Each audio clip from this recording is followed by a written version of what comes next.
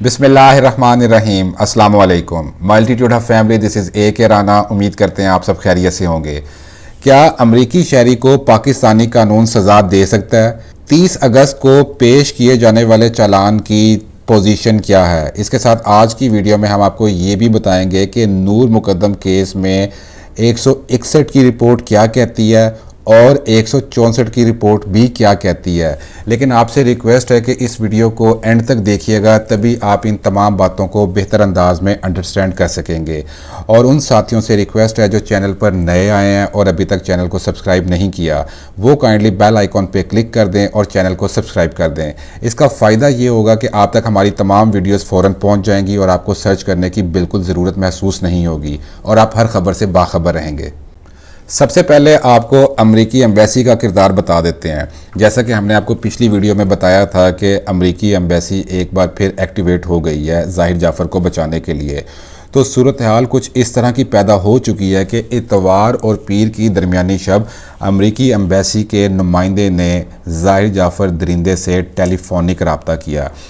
پہلے یہ چیز آئی تھی کہ وہ کونسلر صاحب مانگ رہے تھے، جیل حکام نے سمجھا تھا کہ وہ ٹیلی فونک رابطہ کرنا چاہتے ہیں، اور ہیدر ایٹون جو کہ سپوکس پرسن ہے امریکی ایمبیسی کے اندر، انہوں نے یہ کلیریفائی کیا تھا کہ نہیں جی، ہم یہ چاہتے ہیں کہ یہاں سے لیگل ٹیم جائے گی اور وہ اس سے ملے گی۔ تو ہمارے جیل حکام نے بالکل ٹھیک انڈرسٹینڈ کیا تھا کہ ٹیلی فونک رابطہ وہ کرنا چاہتے ہیں۔ اور ہوا یہ کہ اتوار اور پیر کی درمیانی شب امریکی ایمبیسی کے نمائندے نے درندے، بھیڑیے، ظالم ظاہر جعفر سے ٹیلی فونک رابطہ کیا، اور ظاہر جعفر جب ٹیلی فون پہ ان سے گفتگو کر رہا تھا اڈیالہ جیل میں، تو جیل کے حکام موجود تھے۔ یہ بہت اچھی بات ہے کہ اس کو اکیلا نہیں چھوڑا گیا، کیونکہ گمان یہ تھا کہ چونکہ وہ امریکی شہری ہے اور دوسری طرف امریکی نمائندے ٹیلی فون پہ بات کریں تو کہیں پریشر میں آ کے وہ اس چیز کا فائدہ نہ اٹھا لے کہ میں نے اکیلے میں ان سے بات کرنی ہے۔ تو یہ بہت اچھا اقدام اٹھایا جیل حکام نے کہ وہ خود موجود تھے اور ان کے سامنے ظاہر جعفر نے ان سے بات کی۔ اب آپ کو یہ بتاتے ہیں کہ ظاہر جعفر نے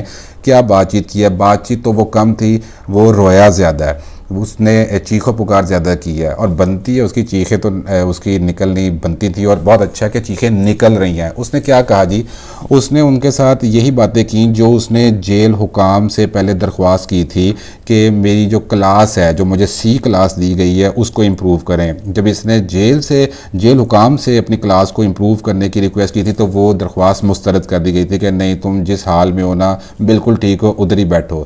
تو اب اس نے امریکی ایمبیسی کے نمائندے سے یہی باتیں کی اور یہی اپنا رویا کہ مجھے سلوک میرے ساتھ ٹھیک نہیں ہو رہا، جو عام قیدیوں کے ساتھ سلوک کیا جاتا ہے میرے سے وہ سلوک نہیں یہ لوگ کر رہے ہیں، بڑا بدتر سلوک کر رہے ہیں۔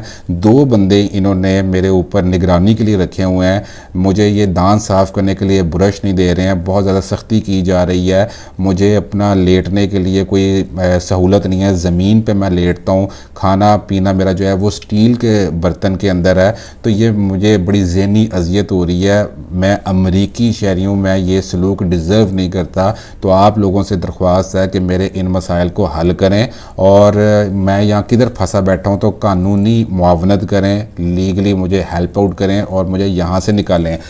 یہ اس کو گھمنڈ پہلے دن سے تھا۔ اگر آپ ہماری ویڈیوز کو تھرو آؤٹ دیکھتے آ رہے ہیں تو ہم نے اپنی ویڈیو کے اندر یہ مینشن کیا تھا، جب یہ پلان بنا رہا تھا تو اس نے ابھی نور مقدم کو اس نے قتل نہیں کیا تھا، تو اس نے اپنے ساتھیوں کے ساتھ، اس نے اپنے دوستوں کے ساتھ بیٹھ کے یہ بات کی تھی کہ اگر میں کسی کو قتل کروں تو کیا پاکستانی قانون مجھے سزا دے سکتا ہے؟ جس پہ اس کے دوست حیران ہوئے تھے اور انہوں نے اس سے پوچھا تھا کہ تم نے کس کو قتل کرنا ہے؟ تو اس نے بات کو مذاق میں ٹالتے ہوئے کہا تھا کہ میں نے اپنے ماں باپ کو قتل کرنا ہے۔ یہ ہم نے بہت شروع میں آپ کو بتایا تھا۔ تو اس نے ماں باپ کو تو قتل نہیں کیا، اس کا بیسک پلان تو نور مقدم کو قتل کرنا تھا۔ لیکن یہاں جو غور کرنے والی بات ہے وہ یہ ہے کہ یہ تب بھی اس کے مائنڈ میں یہ تھا کہ میں چونکہ امریکی شہری ہوں تو کیا مجھے پاکستانی قانون سزا دے سکتا ہے؟ اس کے اب ذہن کی حالت دیکھیں، ذہنی کیفیت دیکھیں کہ یہ اپنے دوستوں سے قتل کی بات کر رہا ہے، ماں باپ کو قتل کی بات کر رہا ہے، ان کو قتل نہیں کیا لیکن اس نے نور مقدم کو قتل کر دیا، اور یہ کہہ رہا ہے کہ اگر میں قتل کر دوں تو کیا پاکستانی قانون مجھے سزا دے سکتا ہے کیونکہ میں امریکی شہری ہوں۔ تو کیا امریکی شہری جو ہے وہ کسی بھی ملک میں، اب چونکہ یہ کیس ہمارے ملک کا ہے، اس نے ہماری لڑکی کو قتل کیا ہے، تو کیا ان کا جو شہری ہے وہ کچھ بھی کر لے گا، ہمارا قانون حرکت میں نہیں آئے گا؟ ان کا شہری، ان کا قانون سپیریئر ہے، ہمارا قانون، ہمارے شہری سپیریئر نہیں ہے، وہ کیا کیڑے مکوڑے ہیں؟ سوری ٹو سے، بالکل ایسا نہیں ہے، ہمارا قانون تگڑا ہے، ہمارے شہری عزت کے قابل ہیں، ان کی عزت کرنا ہر ایک پر واجب ہے۔ تم امریکی سٹیزن اپنے آپ کو سمجھتے ہو اور تم اس گھمنڈ کے اندر ہماری لڑکی کو، ہماری بیٹی کو، ہماری بچی کو تم نے وحشیانہ تشدد کا نشانہ بنایا، اور وہ تمہارے ساتھ دوستی کے رشتے میں تھی، تم نے اس کا بھی لحاظ نہیں کیا۔ تمہارے ماں باپ اور نور مقدم کے ماں باپ بھی آپس میں پرانے دوست تھے، تم نے اس رشتے کا تقدس بھی پامال کر دیا، تم نے اس لڑکی کا سر تن سے جدا کر دیا، اور کیا کچھ نہیں کیا تم نے اس لڑکی کو قتل کرنے کے بعد اس کے سر کے ساتھ؟ میں مزید نہیں اس چیز پہ بول سکتا، تو تمہیں شرم آنی چاہیے۔ اس کی ذہنی حالت آپ نوٹس کیجئے کہ اس کو گھمنڈ ہے، تھرو آؤٹ اس کو گھمنڈ ہے کہ میں چونکہ امریکی سٹیزن ہوں تو میں پاکستان کے اندر کچھ بھی کر لوں گا، وہ آئیں گے مجھے بچا کے لے جائیں گے۔ وقت بدل چکا ہے ظاہر جعفر، اب ایسا نہیں ہوگا۔ امریکہ پہلے ہمسایہ ملک سے بھاگنے پہ مجبور ہو گیا، ٹھیک ہے جی، کیونکہ انہوں نے اپنے ملک کے قانون کو اور اپنی قوم کے نظریے کو بالا تر سمجھا اور لڑائی لڑی، تو انہوں نے وہاں سے اس کی دوڑ لگوا دی۔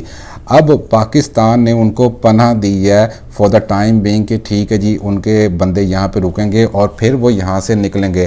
تو تم یہ ذہن میں رکھو ظاہر جعفر کہ وقت بدل چکا ہوا ہے، تم بے شک امریکی شہری ہو گئے لیکن تم نے ہماری بیٹی کا سر تن سے جدا کیا ہے، بہت غلیظ حرکت کی ہے، بڑی بدتمیزی کی ہے، تو یہاں پہ ہمارا قانون ہے اور ہمارا قانون انشاءاللہ حرکت میں آئے گا اور کڑی سے کڑی تمہیں سزا دے گا۔ ٹھیک ہے، یہ تو امریکہ اور یہ دنیا کے تمام ملک کا ہے معاہدہ ہے آپس میں کہ آپ ایک دوسرے کو لیگلی ہیلپ آؤٹ کرتے ہیں، اپنے شہریوں کو قانونی معاونت دیتے ہیں۔ اگر ہمارا شہری کسی دوسرے ملک کے اندر مشکل کے اندر ہے تو ہم بھی لیگلی ان کو ہیلپ آؤٹ کرنے میں کردار ادا کر سکتے ہیں، لیکن یہاں پہ کیس بہت سنگین ہے، جرم بہت سنگین ہے، الزام بہت سنگین ہے کہ اس نے قتل کیا ہے۔ جو ایویڈنس ہمارے پاس ہے، ملزمان باقی جو نومینیٹڈ ہیں انہوں نے مان لیا ہوا ہے، شواہد ہمارے پاس ہیں، چالان تیار چکا ہوا ہے، چالان ابھی ہم اگلے حصے میں آپ کو بتائیں گے۔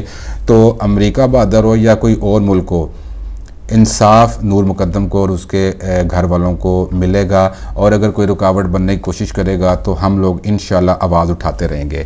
اب آپ کو دوسرے حصے میں یہ چیز بتا دیتے ہیں کہ چالان کی کیا صورتحال ہے۔ 30 اگست کو چالان پیش ہونا تھا، وہ ابھی پیش نہیں ہو سکا، اور اس کی ریزن ہے بیسیکلی کہ چالان کو اور زیادہ گہرائی سے دیکھ رہے ہیں کہ اگر کوئی اس کے اندر کمی بیشی ہے تو اس کو امپروو کر لیا جائے، اور اگر کوئی چیز مسنگ ہے تو وہ اٹیچ کر لیا جائے۔ جیسے ہم نے آپ کو لاسٹ ویڈیو کے اندر بتایا تھا کہ ڈی این اے رپورٹس جو ہیں ظاہر جعفر کے پیرنٹس کا، تو آلریڈی ہم نے آپ کو بتایا تھا کہ ڈی این اے نہیں تھا لیا گیا کیونکہ وہ کراچی میں تھے۔ ظاہر جعفر کی رپورٹ لگ چکی ہوئی ہے، لیکن جو باقی ملزمان ہیں ان کی رپورٹ ابھی لگنا باقی ہے، اور کیا چیزیں اس کے اندر لگنی ہیں۔ اس کے اندر دیکھیں جی، آپ کو ہم نے شروع میں بتایا کہ 161 کی رپورٹ کا بتائیں گے اور 164 کی رپورٹ کا بتائیں گے، تو 161 کی رپورٹ کا آپ کو پہلے بتا دیتے ہیں کہ وہ بھی لگنی ہے اور وہ ہوتی کیا، تاکہ انڈرسٹینڈنگ بہتر ہو جائے۔ 161 کی رپورٹ بیسیکلی اس کو کہتے ہیں، اس ڈاکیومنٹ کو کہتے ہیں کہ ملزمان نے جو بیان انویسٹیگیشن آفیسر کے سامنے دیا ہوتا ہے، تفتیشی کے سامنے جو بیانات ملزمان نے قلم بند کروائے ہوتے ہیں، وہ اس رپورٹ کو، اس کاغذ کو، اس ڈاکیومنٹ کو 161 کی رپورٹ کہتے ہیں، اور وہ ابھی چالان کے اندر لگنا باقی ہے۔ اس کے ساتھ 164 کی رپورٹ کس کو کہتے ہیں وہ بھی آپ کو بتا دیتے ہیں کہ 164 کی رپورٹ اس ڈاکیومنٹ کو کہتے ہیں جو ملزمان نے میجسٹریٹ کے سامنے اپنے بیان دیے ہوتے ہیں۔ تو یہ دونوں میجسٹریٹ کے سامنے جو بیان دیا ہوتا ہے یہ 164 کی رپورٹ کہلاتی ہے، اور جو انویسٹیگیشن آفیسر تفتیشی کے سامنے بیانات قلم بند کروائے جاتے ہیں وہ 161 کی رپورٹ کہلاتی ہے۔ تو یہ دونوں رپورٹس ابھی اس چالان کا حصہ بننا باقی ہیں۔ ہم نے آپ کو بتایا تھا کہ تھانہ کوثر کے اندر یہ چالان تیار ہوا تھا اور اس کو اسلام آباد لیگل ڈپارٹمنٹ میں بھجوا دیا گیا ہوا ہے۔ اب اس کے اندر فردر یہ چیز آنی ہے جی کہ جب ڈی این اے کی رپورٹس آ جائیں گی وہ لگ جائیں گی، اور اور اس کے بعد یہ دونوں 161 اور 164 کی رپورٹس بھی اس کے ساتھ اٹیچ کر دی جائیں گی. پھر یہ چلان مکمل ہو جائے گا اور اس کو آگے بھجوایا جائے گا. کہاں پہ بھجوایا جائے گا؟ یہ جائے گا جی اس کے بعد میجسٹریٹ کے پاس. تو میجسٹریٹ اس کو ڈبل چیک کریں گے اور تمام جو ریکوائرمنٹس ہوتی ہیں اس کو چیک کرنے کے بعد وہ اس کو آگے بھیج دیں گے. میجسٹریٹ صاحب اس کو بھیجیں گے سیشن جج کے پاس اور پھر وہ ٹائم شروع ہو جائے گا جس کا ہمیں شدت سے انتظار ہے ٹرائل کا. اور ٹرائل 3 سے 4 ماہ چلتا ہوتا ہے اور اس کے اندر دودھ کا دودھ پانی کا پانی ہو جائے گا. تمام کردار کھل کے سامنے آ جائیں گے. اور جنہوں نے ہماری لاسٹ ویڈیو نہیں دیکھی ہے وہ کائنڈلی اس کو دیکھ لیں. اس میں ہم نے ڈیٹیل سے بتایا ہوا ہے کہ کس کس کے اوپر کیا کیا الزامات ہیں اور چالان کے اندر کیا کیا چیزیں اٹیچ کی گئی ہیں, کیا کیا شواہد لگائے گئے ہیں. تو فردر جو ہمارے پاس اپڈیٹس آئیں گی وہ ہم فوراً آپ کی خدمت میں پیش کر دیں گے. ویڈیو پسند آنے کی صورت میں کائنڈلی لائک کیجئے, کمنٹ کیجئے, شیئر کیجئے. اور آپ اگر کسی ٹاپک پہ چاہتے ہیں کہ ہم بات کریں, اس کو ہائی لائٹ کریں, اس پہ آواز اٹھائیں تو وہ بھی کائنڈلی کمنٹ سیکشن میں لکھ کے ہمیں بتائیں. ہمیں اپنی دعاؤں میں یاد رکھیے گا. اللہ حافظ.